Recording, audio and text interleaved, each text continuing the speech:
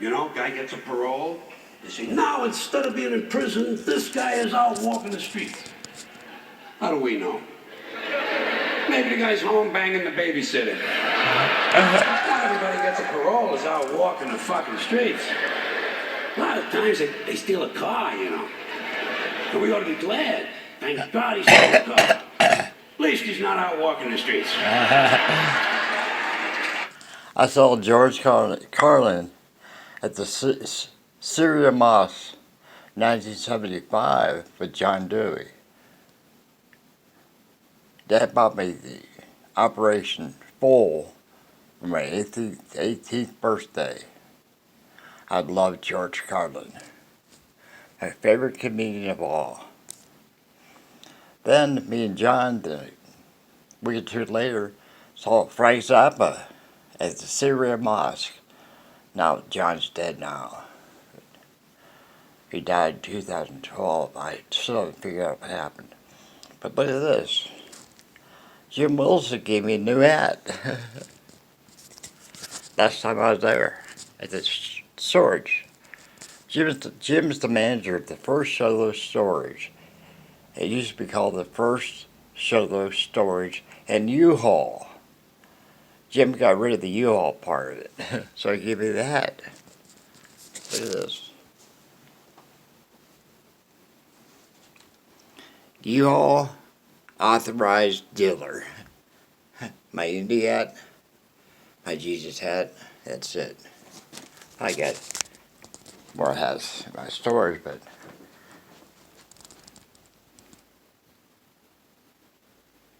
I bought that at Kmart for $2. Haven't worn that since I was at Thunderbird. I still got a bunch of my stuff from the Thunderbird. A bunch of my stuff, my lights, my Chromebook, my phone pad. I don't know where it's at. The case it was in. I made a list. I have to make a list. Remember that? That was on my porch, on my couch. When Whitney was there back then. I bought that from somebody in Pittsburgh on eBay. Oh. After I fell and cut my head open, Summit Healthcare sent me to the Bread of Life mission here in Holbrook. When I finally left, I made 3 trips down here to Solo. Kind of like dry runs and to know I could do it. I'm lost. Tired. Anyhow.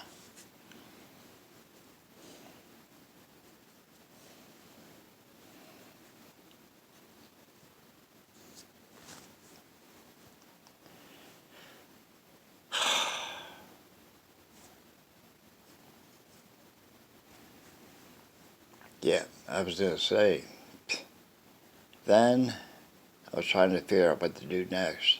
I was homeless for 6 days. Homeless. I stayed at the house by the library, by the Mormon church. I stayed there for 6 days. Used my headlight to see. A lighter, those kind of things. This time I wasn't going to get hurt like I did.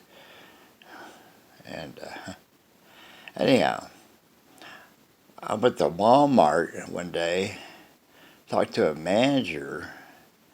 I said, I'm a veteran and I'm homeless. Would it be okay if I got some cardboard and a magic marker and made a sign? So I found a box. I used my razor knife to cut it. I just need a flap. Something to hold my hand. And I went to this customer service and borrowed Sharpie, a wide magic marker, because I did have the marker with me, made a sign. Walked out towards Wendy's at the Solo Walmart with a shopping cart, held up the sign at the is an exit for the Home Depot, Walmart, Lowe's, and within 20 minutes I had $25. People gave me $3, $5, $1. Within 20 minutes I had $25. So I wandered over to Wendy's to get lunch, a good lunch. They didn't have Diet Pepsi there, so I could just drink water.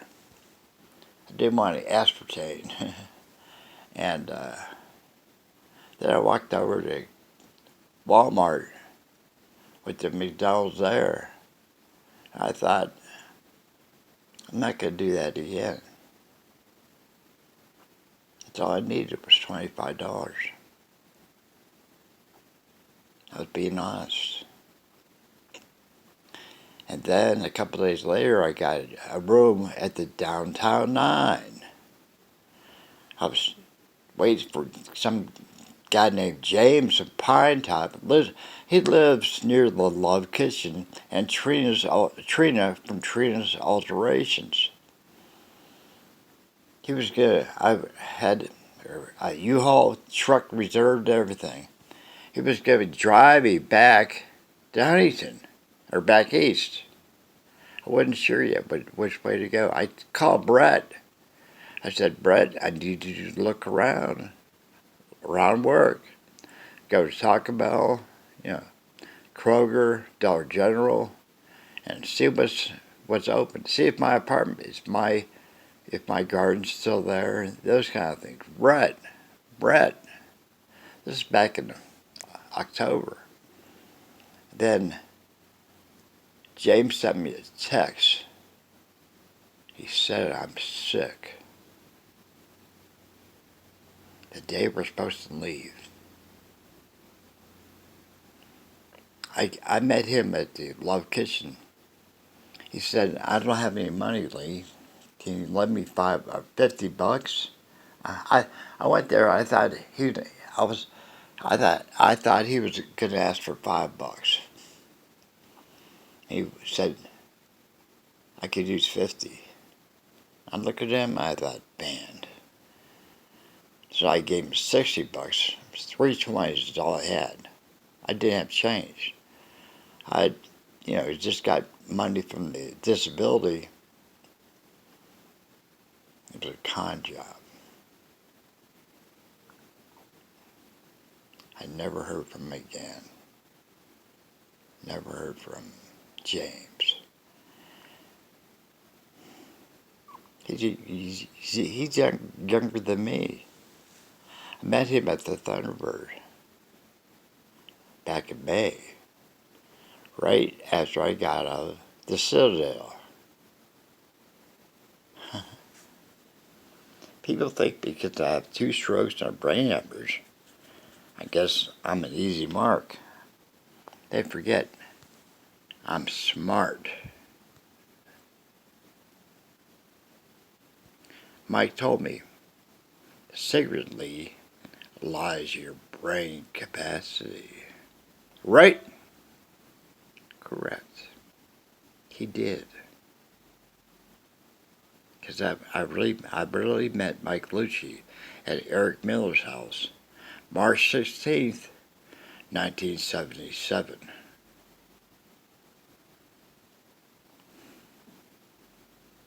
Mike Lucci. Why do you think I was trying to find Eric so bad? Now, Michelle Ortega, his old girlfriend, told me that the last thing she knows, he divorced his wife, was doing heroin, and moved with some girl up there, Erie, PA. I was like, what? Last time I saw him, I was at Terry's house. I was so impressed. He had 2 sons, and they're getting pretty old. They're like 14 and 12. They had their own rooms, very quiet. And I spent the night there. I remember because when we were driving back to Terry's, we're on Amber. We're just getting ready to come on the Amber Bridge. I said, Eric, pull over. Pull over, please. I went, something's wrong. I threw up. I threw up. I was like, what in the world is that? We weren't even drinking. We drank the night before some Iron City, what that dark beer called. Maybe it didn't agree with me. I'm not sure. But within 5 minutes I felt fine. Went back to Terry's house. I don't recall Terry. Did he come in, or he might have just dropped me off? I was like, wow, that was weird. I never saw Eric again. Never talked to him again. Nothing. And he met Mike Lucci. Yeah.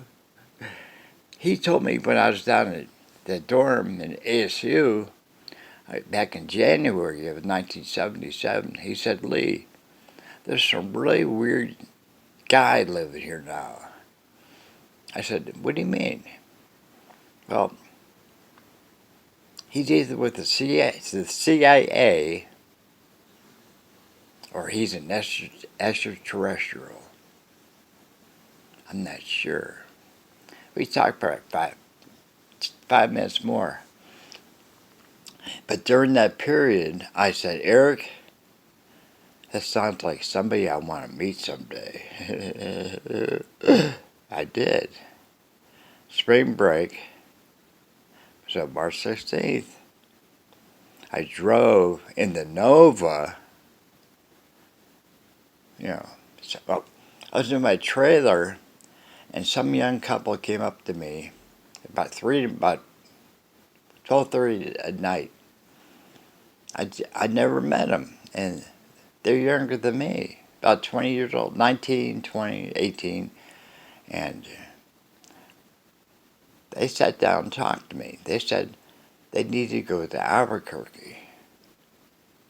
I said, really? Yeah, we got $60. I went, that'll get you to Albuquerque in my car. So about 3 in the morning, we packed me up, and drove to Albuquerque. I dropped them off with the Grandma and Grandpa Hall's house. And while I was there, Grandma Hall gave me $150. It got me the whole way back. The whole way back. I barely made it. I was on fumes when I got to Akron. I went to Akron, visited Mal and Teagle, Mom and Grandpa, Tim. Yeah, Tim was there in the bedroom I was living in.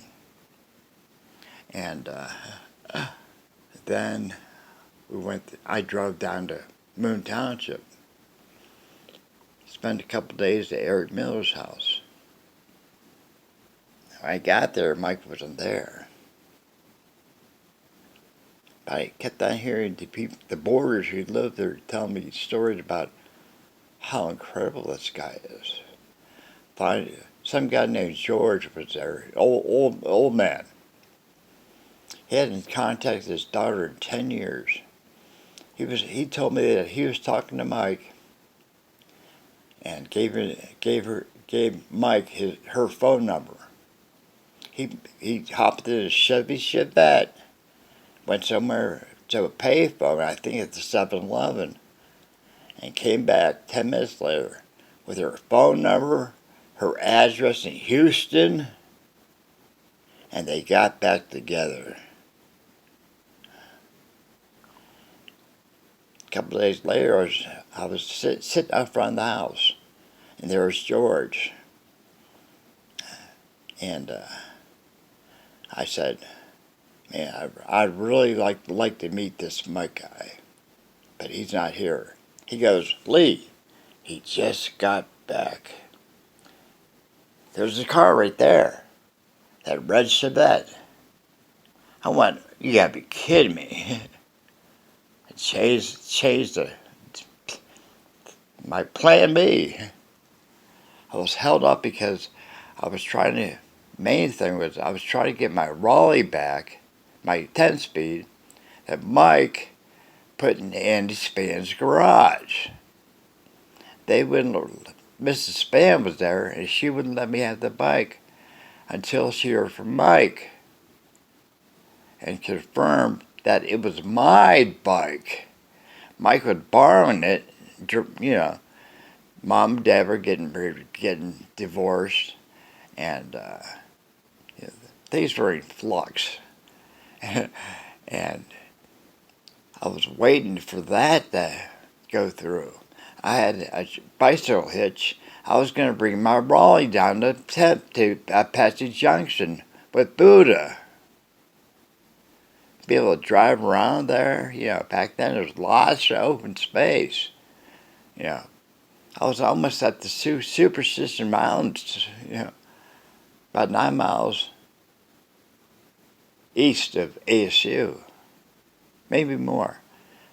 Baseline Road, orchards, hay, oranges, avocados, grapefruits, lemons, you know, farms, as far as you can see, the whole way.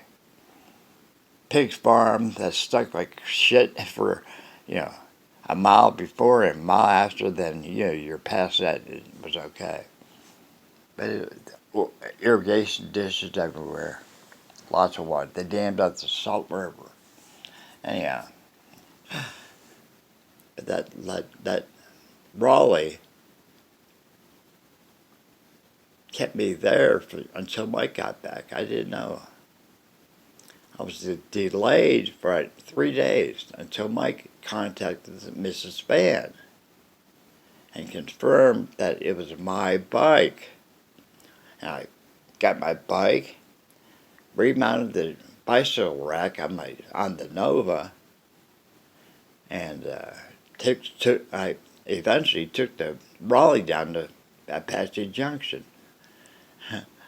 But while that happened, Mike came back. Mike was in Jupiter, Florida. Jupiter, Florida. He told me, and he was at a beach party with about 200 people. He did the same things he did with me to those people, and it freaked them out. Me, I laughed.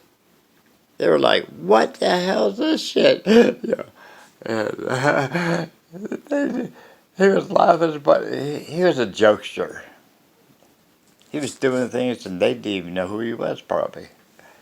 But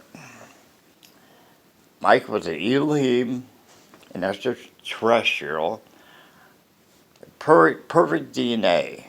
We don't. But in 2000, about 2000, 2001, we're going to evolve. We're going to have the #1 planet in the Milky Way galaxy.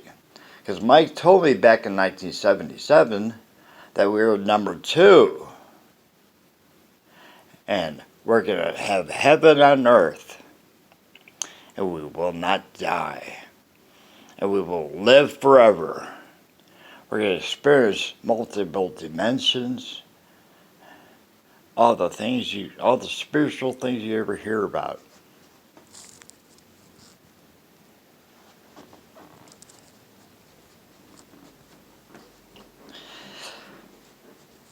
Yeehaw! Why do you think you would take me 3 hours to talk about this? Give lectures. Everything I say is true. I have integrity. I wouldn't lie about this.